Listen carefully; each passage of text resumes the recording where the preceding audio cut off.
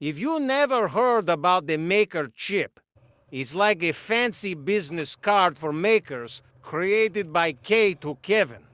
I've made this stash container for my own Maker chips. It uses rubber bands to push the chips towards the top. I struggled a bit with these rubber bands because of my sausage fingers, but got them in place in the end. You need to hook the rubber bands in those notches, which requires some finger dexterity.